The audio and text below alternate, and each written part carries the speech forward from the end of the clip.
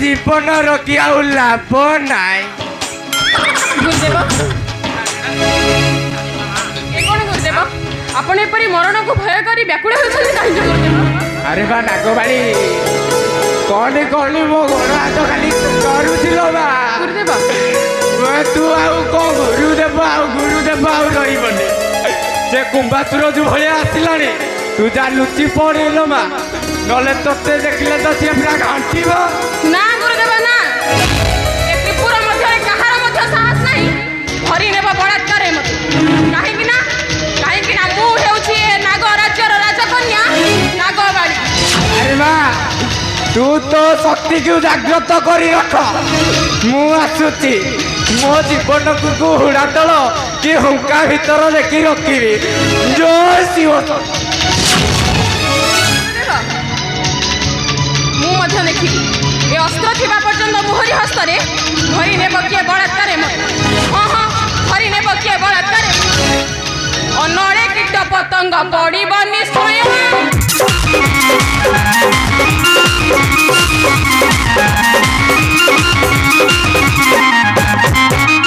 ପଡ଼ିଲେ ନିଶ୍ଚୟ ସର୍ବେ ମୁହାଇବେ ଘର।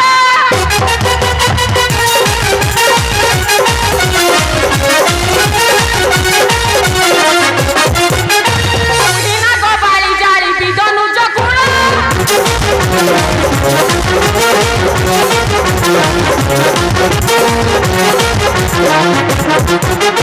ପଡ଼ି ପଡ଼ି ଧ୍ୱଂସ ହବ ନିଶ୍ଚୟ ପାମର।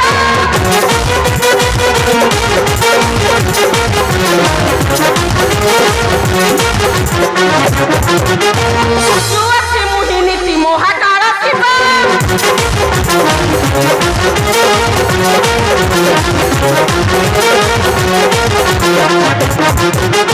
ତାଙ୍କ ଦ୍ୱାରା ସୃଷ୍ଟି ରଖି ନୀଳକଣ୍ଠ ଭାବ।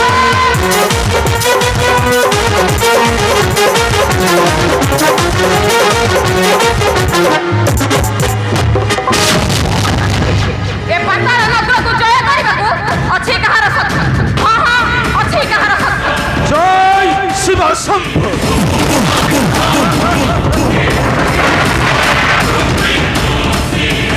ତୁମେ ଠିକ କହିଛ ନାଗବାଳି, ତୁମେ একদম ঠিক କହିଛ।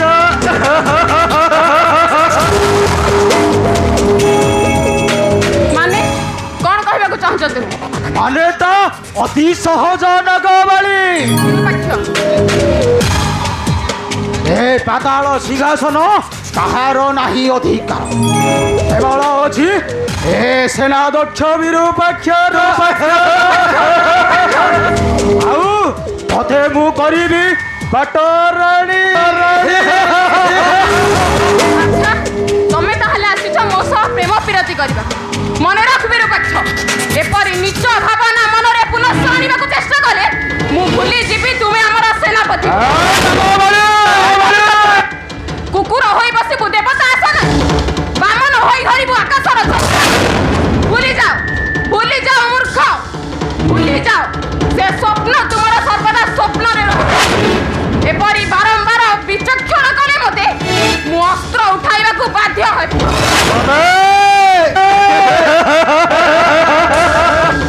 ବାରମ୍ବାର ମୋର ନାମ ତୁମ ମୁଖରେ ଶୋଭା ପାଉନାହିଁ ବିରୂପାକ୍ଷ।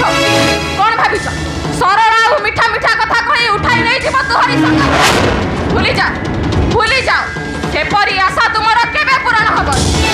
କାହିଁକି ନା ଏ ଅସ୍ତ୍ର ଥିବା ପର୍ଯ୍ୟନ୍ତ ମୋହରି ହସ୍ତରେ ତୁମେ କ'ଣ କେହି ମଧ୍ୟ ମୋତେ ନେଇପାରିବେ ନାହିଁ।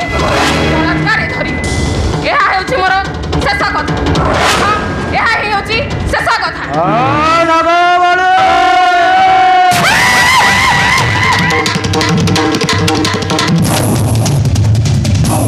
ମତେ ଯେତେ ଅସ୍ୱୀକାର କଲେ ମଧ୍ୟ ଏ ସେନାଧ୍ୟକ୍ଷ ବିରୂପାକ୍ଷ ତତେ କେବେ ଛାଡ଼ିବନି।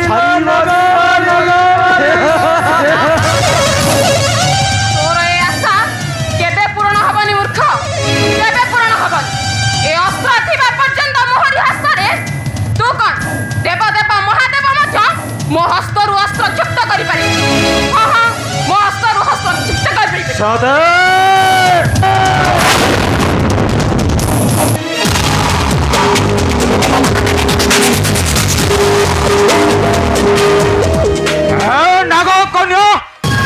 অপমান